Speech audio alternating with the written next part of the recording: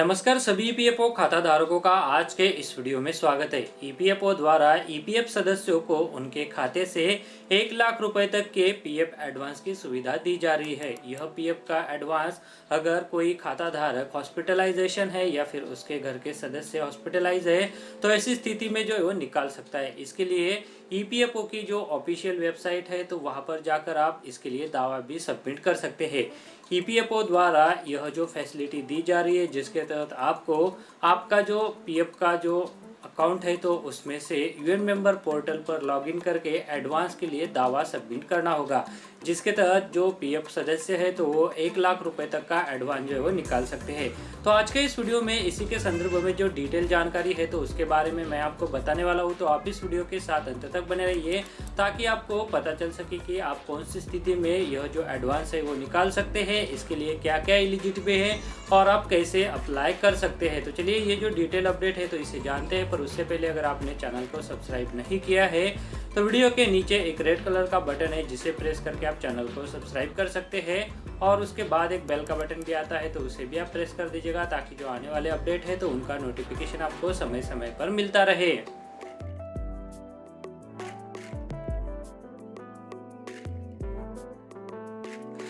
तो चलिए ईपीएफओ सदस्यों के लिए ईपीएफओ द्वारा 1 लाख रुपए तक की एडवांस की जो सुविधा दी जा रही है तो उसका लाभ आप किस तरह से उठा सकते हैं तो उसे अभी हम जान लेते हैं। सबसे पहले जानते हैं कि इसके लिए एलिजिबिलिटी क्या है।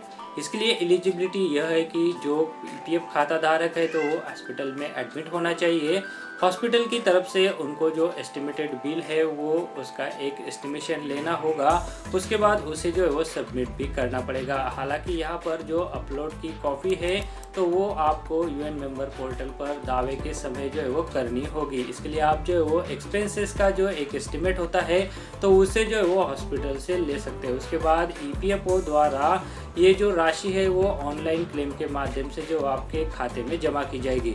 उसके बाद आपको जो है वो यह जो राशि है वो 1 लाख रुपए से ज़्यादा होती या कम होती है तो इसके लिए जो फाइनल बिल का सेटलमेंट होगा तो उन बिलों को भी आपको जो है वो सबमिट करना होगा, ताकि अगर आपको ज़्यादा एडवांस मिला है तो वो रिकवर किया जाएगा या फिर अगर ज़्यादा बिल्स हुए हैं तो वो आपको पे किए जाएंगे। तो जी हाँ, यहाँ पर ईपीएफओ द्वारा ये जो सुविधा दी जा रही है जिसके तहत जो ईपीएफ सदस्य है तो वो मेडिकल एडवांस के लिए अप्लाई कर सकते हैं, जिसके तहत उनको ईपीएफओ द्वारा 1 लाख रुपए तक का एडवांस दिया जा सकता है। इसके लिए कुछ टर्म्स एंड कंडीशन भी ईपीएफओ द्वारा रखी गई है, जैसे कि पिछले 6 महीने का जो बेसिक और डीए को मिलाकर आपकी सैलरी बनती है तो उसके हिसाब से आपको जो है वो ये जो एडवांस है वो दिया जाएगा। इस तरह से आप जो है वो ईपीएफओ के जो सदस्य है तो इसका लाभ जो है उठा सकते हैं।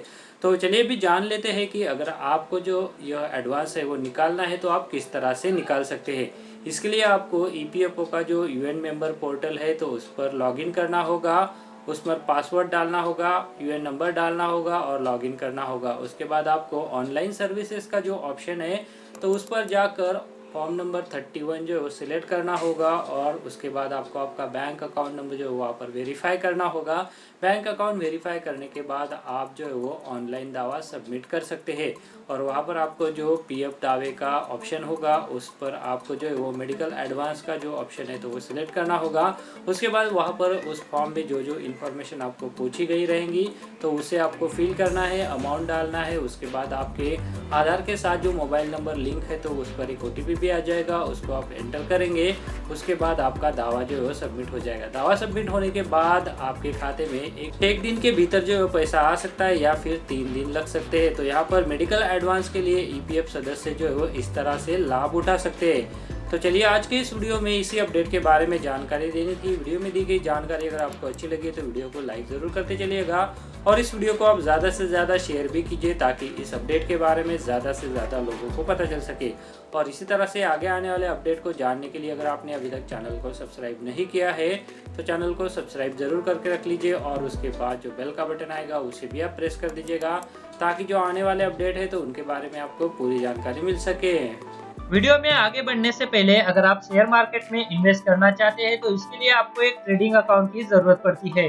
ट्रेडिंग अकाउंट ओपन करने के लिए वीडियो के डिस्क्रिप्शन में मैंने आपके लिए एक लिंक दे के रखा है, उस लिंक पर क्लिक करके अगर आप ट्रेडिंग अकाउंट ओपन करते हैं तो उस ट्रेडिंग अकाउंट ओपनिंग के लिए आपको कोई भी चार्जेस देने की जरूरत नहीं है, साथ में कोई भी एनुअल फी देने की जरूरत नहीं है। और जब भी आप इक्विटी में शेयर खरीदेंगे या फिर बेचेंगे तो उसके ऊपर आपको कोई भी ब्रोकरेज देने की जरूरत नहीं है। अगर मान लीजिए आपने 100 रुपए का कोई शेयर खरीदा और उसे 150 रुपए में बेच दिया, तो जो 50 रुपए का फायदा होगा तो वो सीधे आपकी जेब में जाएगा। इसके ऊपर जो है वो आपको कोई भी ब्रोकरेज चार्जेस देने की जरूरत नहीं है, कोई भी यहाँ पर आपको चार्जेस नहीं है। तो इसके लिए अगर आप अकाउंट ओपन करना चाहते हैं तो वीडियो के डिस्क्रिप्शन में मैंने एक लिंक दिया हुआ है, तो उस लिंक पर क्लिक करके आप घर बैठे ऑनलाइन एक डीमैट अकाउंट ओपन कर सकते हैं। तो चलिए अभी वीडियो में आगे